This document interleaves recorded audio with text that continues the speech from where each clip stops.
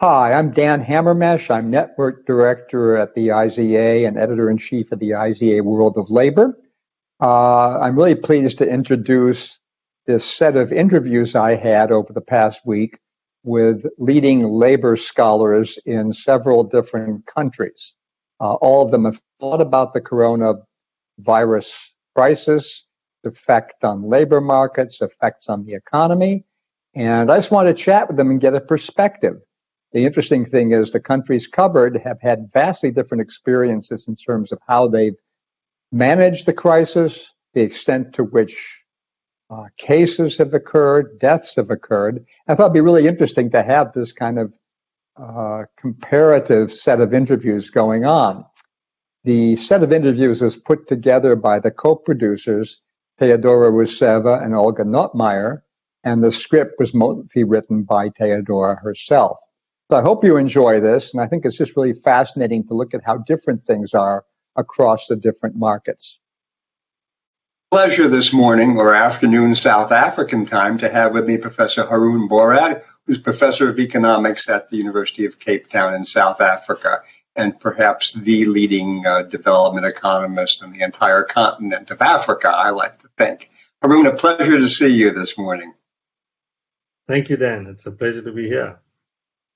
Right. We want to talk about what's happening in South Africa regarding the economic response to the coronavirus crisis. The first question I had for you is, what has the government done in terms of the economy to solve problems? Yeah, so I mean, interestingly, Dan, what we've actually had is what we call the sort of Ramaphosa plan, which is obviously President Ramaphosa, a COVID-19 stimulus plan of sort of the equivalent of 500 billion rand. So divide that by 15 gives you a sort of dollar figure for that. But as a percentage of GDP, it turns out to be, even if you take what the IMF calls above line and below line estimates, turns out to be the largest expenditure as part of a COVID-19 stimulus plan as a percentage of GDP in the full sample of emerging markets or developing countries, actually.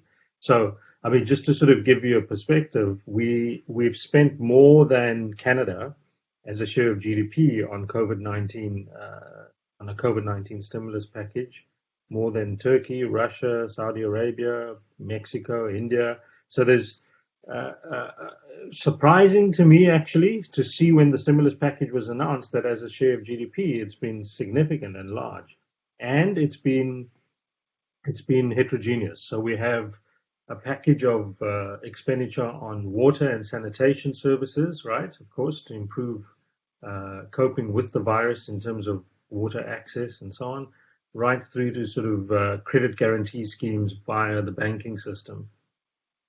Oh, that sounds very good. It also sounds, maybe I'm being a bit optimistic, that some of these coronavirus fighters, economic measures, also involve longer term things, improving water access, etc. Is that correct, or are these all just going to disappear when the crisis is over?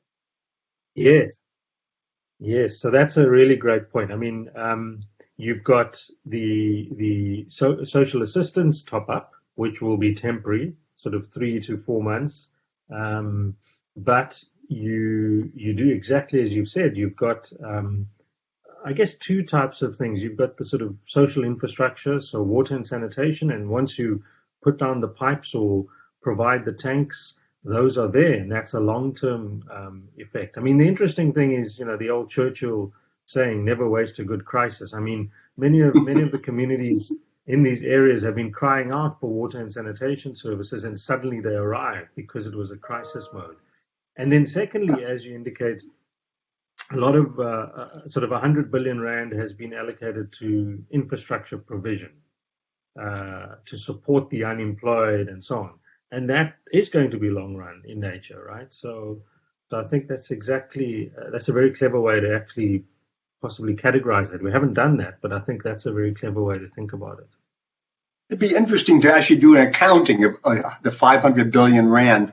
How much can one argue is an investment in the future as well as a response to the crisis? I know in the U.S., I don't know, we've spent $2 trillion, much of it as loans. I think nothing is going to have any long run effect at all.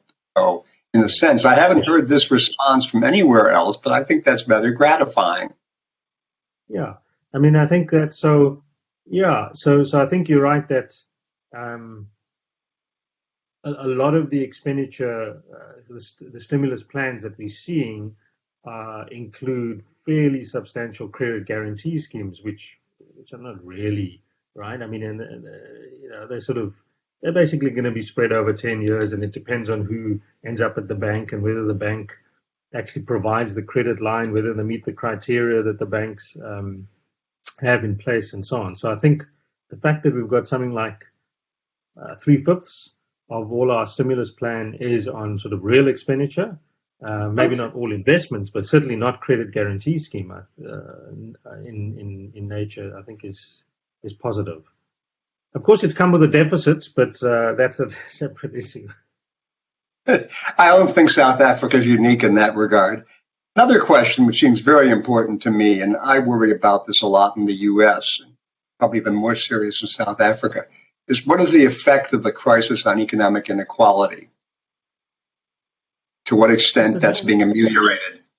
Yeah, so I mean, my instinctive answer would be to say, of course, inequality levels will go up, right, for all sorts of reasons that you and I know full well about. I'm hesitant because I'd like a little bit more detail in that type of answer, right? And so the if you like the more nuanced answer is let's wait for the release of our labor force survey data, which is more data are needed. I've heard that before. So we don't have a COVID lockdown sort of.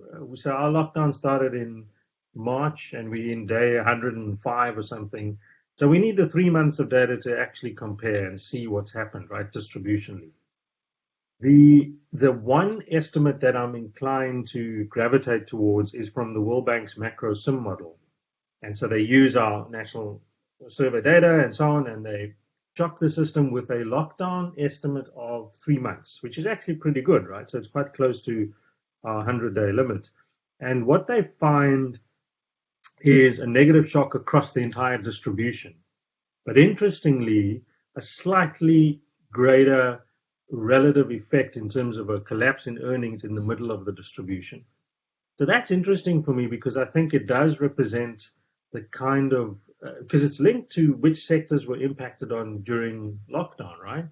And if you think of the sort of service type sectors, restaurants, hotels, and so on, in South Africa's case, domestic workers, taxi drivers, a lot of those workers are actually in the middle of the distribution. So in fact, yes, we may see. I suspect we'll see very little effect on the Gini because it's such a aggregate type measure. But we may see obviously distributional effects. But I think the action will be in the middle of the distribution. So that's sort of my. And of course, the response you gave me is much different from what one expects in wealthy countries. But I think that makes an awful lot of sense. I mean, it's the same thing as agriculture here. I don't think agriculture has been hit at all, which you're talking about. Let me ask you this. As I remember, you have kids in high school. Is that correct? Yeah, very good memory. I've got twin girls in high school, yeah. Okay. Now, presumably their school shut down, right? Yeah, correct. And presumably you were staying at home. What did they do about school? And what does the average kid in South Africa do about school at a time of lockdown and no classes? How did people handle this? Yeah, so I mean, in the South African context, as if you like, as a family, we're an outlier in terms of a distributional effect because we sit in a household where there is Wi-Fi at home. The school would allow or has set up systems to allow for online learning, Google Hangouts, all sorts of free software, teachers that come on screen. So in fact, the joke at home is that the kids feel that lockdown has led to more homework rather than less, right? But Let me just interrupt by asking, though. Let me ask you this: are they angry at the teacher at home? That's you. So because they're older, I'm not involved in any teaching, which is wonderful for me. I think parents of the younger kids have been complaining a lot about take-home homework, or as somebody said in a tweet recently, I have been a teacher for 2 days. I think teachers should be paid $1 million a year. Done. So, but the problem, though, Dan, more seriously, is that poorer schools or the average school in South Africa comes from a household where where free or unlimited Wi-Fi is not available, or if it is available, it's incredibly costly for the household as a share of income. Data costs, therefore, are and it's a in all our structural constraints and growth models about South Africa, the cost of bandwidth or the cost of telecommunications always an issue. So for even for firms, the fact that they're paying huge amounts for data is a big constraint on growing their business and all sorts of things. So this has come now into a schooling system where it's now not possible to offer online learning for the average household because the data costs are so incredibly high. That, interestingly, has led, at least at the higher education level, to an offering from data providers for free data or reduced cost data for university students. They have not extended it to the schooling system. And for me, again, speaking about opportunities in a crisis, this is an opportunity for government to sort of push quite hard on telecoms or service providers generally to reduce data costs, because all the analytics show, because if you compare us to comparator economies, it is unusually high. So we don't, it's not sort of, firms are making supernormal profits out of the data costs. So it is possible to look at reducing data costs. And I think what it's done through COVID-19 is to show how online learning is very difficult for the average learner in South Africa. Fascinating, fascinating. And presumably, if I were an internet provider, knowing that the demand for my services is even greater during the crisis than beforehand, I would try to gouge still higher profits out of the government and the consumers. Are they doing that? Yes. Yeah. So they've been. So the good thing is there's been a lot of competition policy oversight on price gouging. Good. So sellers of masks and so on. So I think the data providers, of course, because the license is provided by governments, they have to be really careful about their market behavior. Yeah. Okay. Let me ask you a final question, which is, now someday this crisis will be over. My guess is only after a satisfactory vaccine is widely available. Do you think there'll be any longer-term changes as a result of this? For example, you're working distant, I assume, from home most of the time. Do you see that changing the South African economy in the long term, or are we going to go back to the status quo ex ante?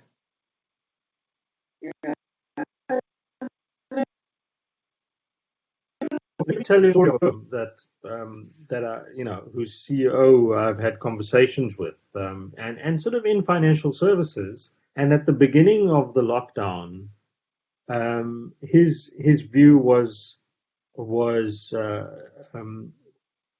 what had happened. Let me just give you some background. Is that because of lockdown, with pending lockdown, they moved the entire workforce away from offices, and they switched with laptops, toggles, all sorts of things, moved the entire workforce to allow them to work from home. He said to me in the first month, this has revolutionized his business. He's always been against work from home, but this is wonderful productivity. And he actually ran a survey. This is amazing. He ran a survey of his employees, and he figured out that productivity hadn't declined. This was wonderful, he said. Month 3 of lockdown, I've just spoken to him this week, and he says, well, I'm not so sure. It's interesting. So he says about 40% of his employees, now this is one firm, right? But about 40% of his employees, he thinks, are able to work from home. He says there are certain staff where it's clear after the sort of initial dividend of working from home has been realized some of them, the productivity has fallen, struggling to get hold of people. Yes, in some cases, bandwidth issues, but the answer is somewhere in between.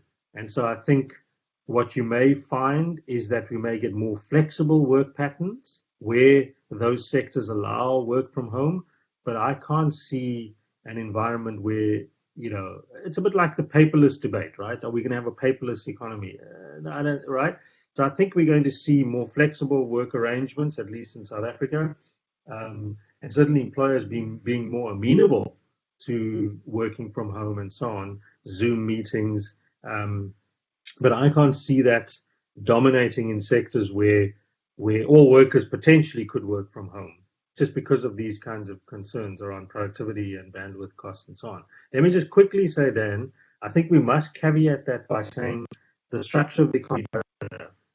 So labor economists know all this, and we've done some of this work for South Africa, which I'll share with you, where we've used the ONET data from the US Department of Labor and categorized workers and therefore occupations and therefore sectors in South Africa by a work from home variable against what we call a physical interaction index, which is, how often do you need to be physically close to somebody at the workplace and so on.